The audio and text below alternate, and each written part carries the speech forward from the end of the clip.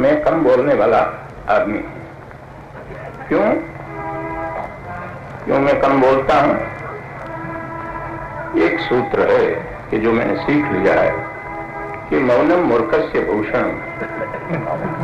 ज्यादा बोलना अच्छा नहीं, वो विद्वानों का काम है। लेकिन जो हम बोले उसी के पर हम न चल सके तो हमारा बोलना नुकसानकारी है।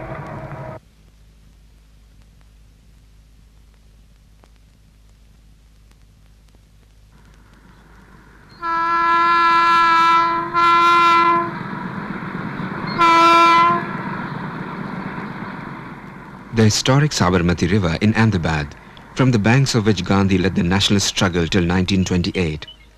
Also on its banks, a little further away, is another historic monument, Shahi Bagh. It is today a memorial to Sardar Patel, and like all memorials and statues, a symbol of our struggle against forgetting.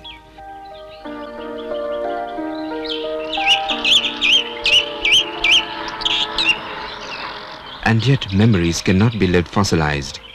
Today, when our public life has been marred by a deep erosion of values, the time has come to take the memories of great leaders like the Sardar out of the deep freeze of museums and into our present.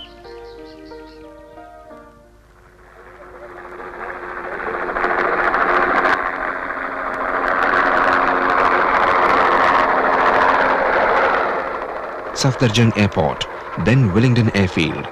The Sardar was here on the 27th of October 1947, watching a sortie start and another end, and waiting for the return of VP Menon with news from Kashmir. Kashmir was one of the 565 princely states in existence then. 565 princely states, some smaller than 5 square kilometers, but all pampered by the British and allowed to live under the illusion of being free, and given the option of joining either India, Pakistan or remaining independent. What would the new India have been like, minus the princely states and minus Pakistan? A mutilated land with its edges crumbling, its fabric ridden with innumerable holes, holes that could easily tear apart the nation to shreds. It was in the strategic interests of all concerned that this be prevented. The job of integrating these princely states into the Indian Union required great tact, diplomacy and a deep understanding of human nature. The Sardar convinced all the states to join in, with the exception of Kashmir, Junagadh and Hyderabad. Junagadh caved in, but there had to be police action before the Nizam of Hyderabad surrendered.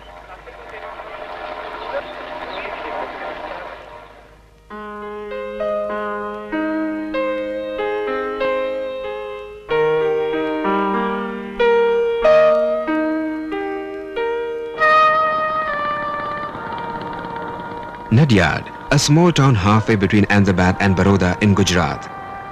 It was a town of twisting streets and 25,000 people when Vallabhbhai was born here. His mother, Ladba, gave him birth in an inner room of this house belonging to her brother Dungair Bhai, where she had come for her confinement.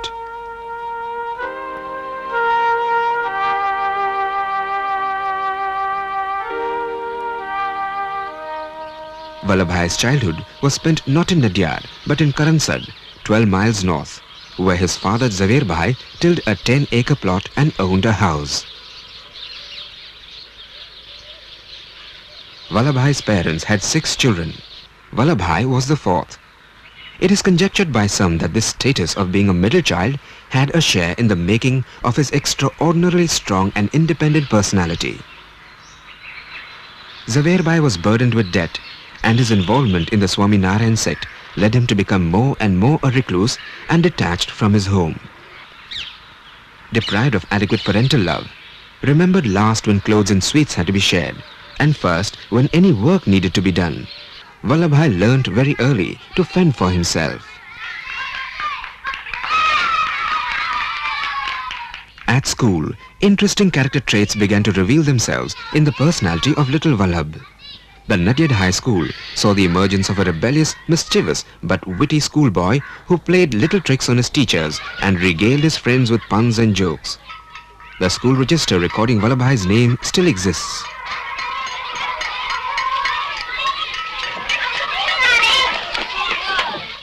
His strong, willful character and resistance to injustice, even at the cost of incurring the wrath of his teachers, earned him the names Stormy and Outlaw.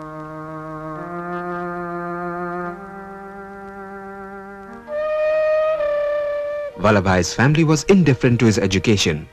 He could easily, like his brothers Soma and Narsi, have taken to tilling the land, but he had other plans for himself. At the age of 22, he passed his matric and later qualified as a district pleader. And then he began to save up money for his dream, to go to England for his barristership.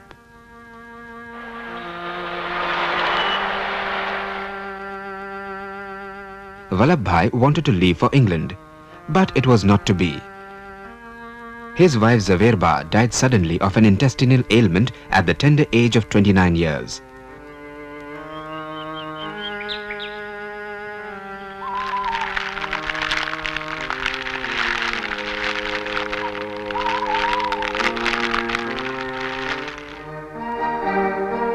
When he actually set out for his barristership to England, he was a man already 35 years of age. In him, a down-to-earth patidar, a widower who had saved money for it twice over, was going to England. Not a young romantic or a political anarchist. He knew he had not much time.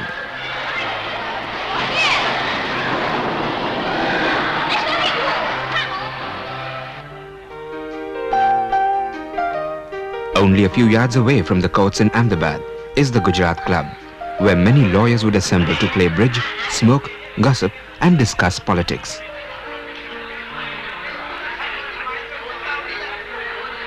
When Vallabhbhai returned from England and set up a successful practice as a criminal lawyer, he spent many evenings here playing bridge. At the club, Vallabhbhai discovered that he was quite good at bridge. The image of Vallabhbhai Patel during this time is quite unlike that to be expected of a future nationalist leader. Just across the street from the Gujarat Club was Vallabhbhai's Bhadra house.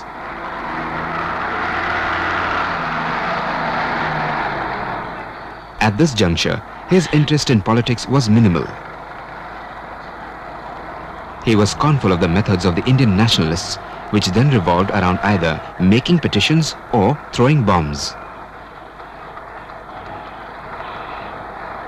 And then in 1915, an event of staggering importance took place. Mohandas Karamchand Gandhi arrived on the Indian national scene from South Africa with his new weapon of the Satyagraha.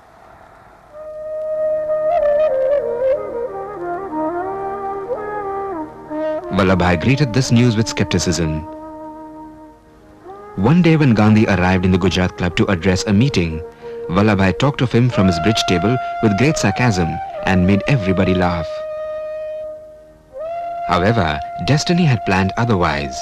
Vallabhbhai, like many others, would soon be irrevocably drawn into Gandhi's magnetic field, never to return to his earlier life.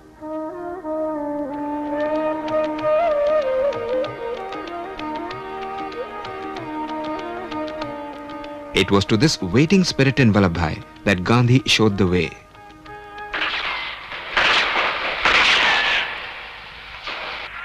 Armed struggle rarely led to the arms being laid down after the struggle was won. Gandhi appeared onto the national scene with a new weapon, that of Satyagraha, or non-violent resistance to oppression. The method had already proved effective in Champaran. Vallabhbhai, the man of action, was impressed. He joined the Kheda and Nagpur flag satyagrahas as Gandhi's lieutenant, and in the days spent by his side, he silently observed Gandhi's methods. Thus began a 30-year relationship between Gandhi and Vallabhbhai, which was to have such a significant impact on the struggle for Indian independence. Vallabhbhai's house in the Swaraj Ashram in Bardoli.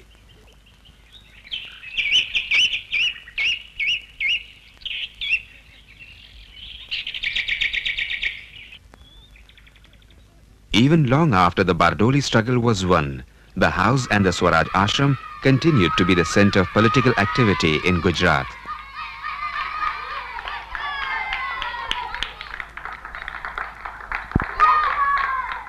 An old Haveli in Bardoli. These quiet houses and lanes were mute witness to the classic experiment in Satyagraha that was carried out here in 1928 under the leadership of Vallabhbhai Patel. The British government had increased the tax on land. When all appeals to bring it down fell on deaf ears, the men and women of Bardoli launched a movement of complete non-cooperation.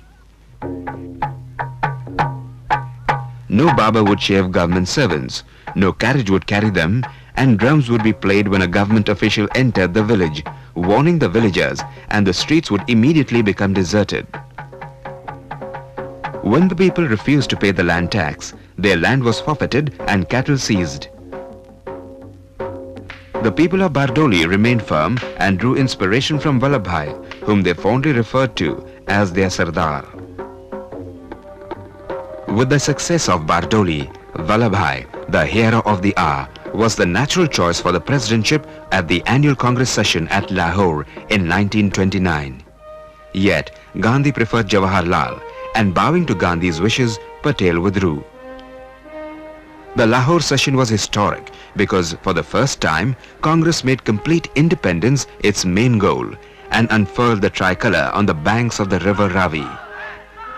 Often, while recounting the story of the national movement, what takes center stage are the more dramatic and tangible events like campaigns, agitations, marches.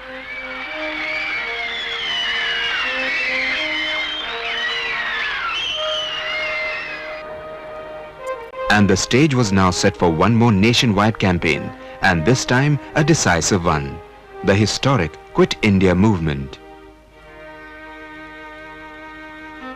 Preempting the movement, the British arrested all the major national leaders in a single sweep, and the Sardar found himself along with Nehru, Azad, Kriplani and others in the Ahmednagar jail.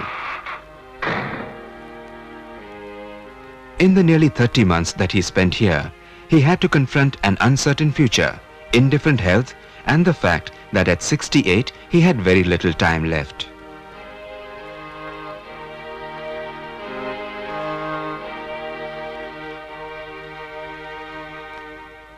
Vallabhbhai and Maniben had an extraordinary relationship, rare between a father and a daughter. She lived with the Sardar, looked after him, travelled with him, regulated his appointments, and maintained a detailed diary of his movements and meetings. From 1927 onwards, she even spun all the yarn that covered his body.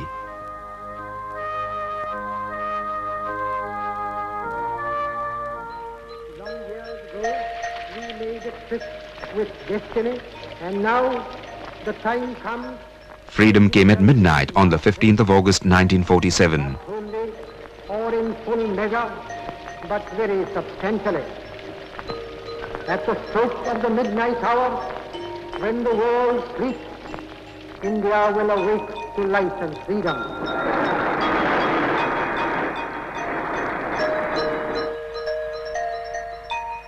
Sardar Patel, who had contributed so much to the struggle for independence, did not speak on the occasion. Power had changed hands. Those who had so far resisted and opposed the rulers were now the new rulers of India. Once again, when it was time to choose a leader for the new India, it was not the organizer, the silent man of action, but the charismatic and popular visionary who donned the mantle of prime ministership.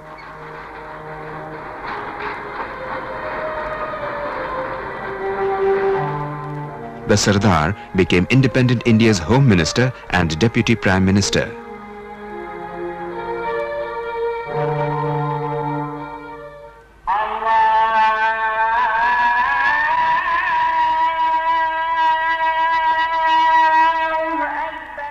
Hardly had the euphoria of freedom abated when came the horrors of the partition.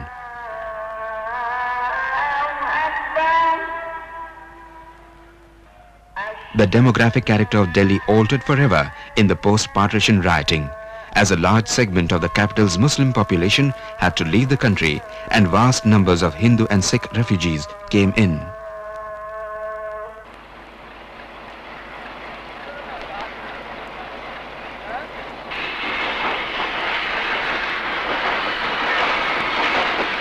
These were trying times for the nation, and especially for the Home Minister, who was responsible for handling the situation.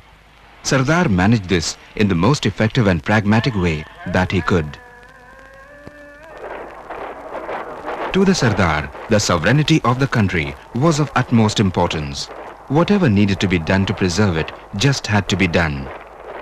This explains the manner in which he executed the integration of the princely states. He did the job surely, swiftly and ruthlessly, using appeasement, persuasion and, if required, even force. He was at that time a man already 72 years old. Kashmir, the one state which he wasn't allowed to tackle, is a wound that continues to fester even today.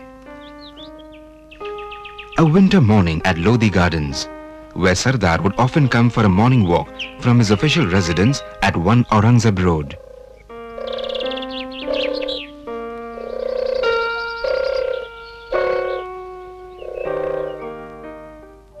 The greatest source of pain to him were the growing differences that had arisen between him and the most important and beloved man in his life, Gandhi.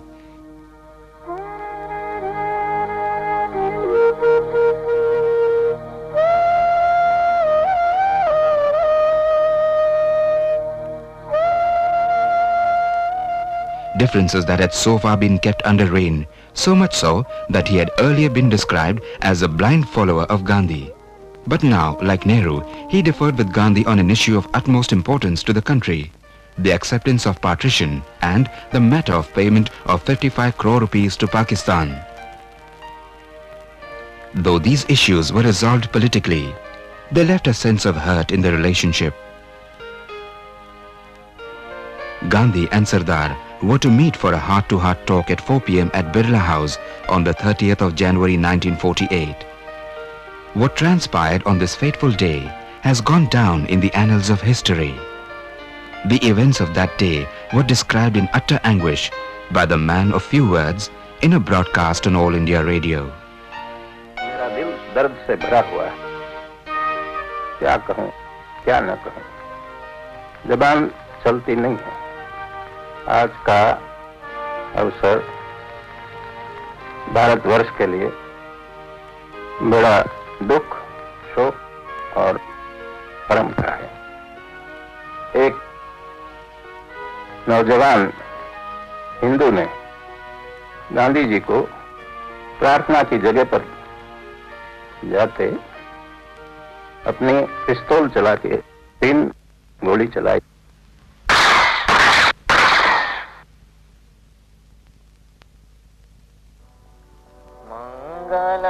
In November 1950, he fell ill.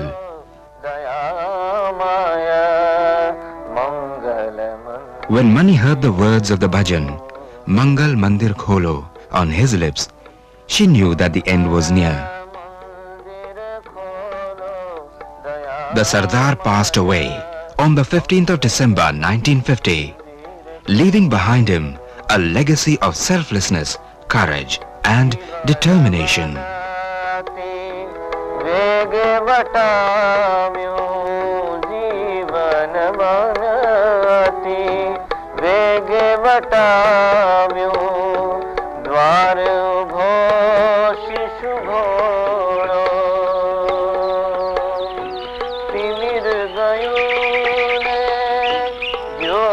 प्रकाशो तिमिर गयो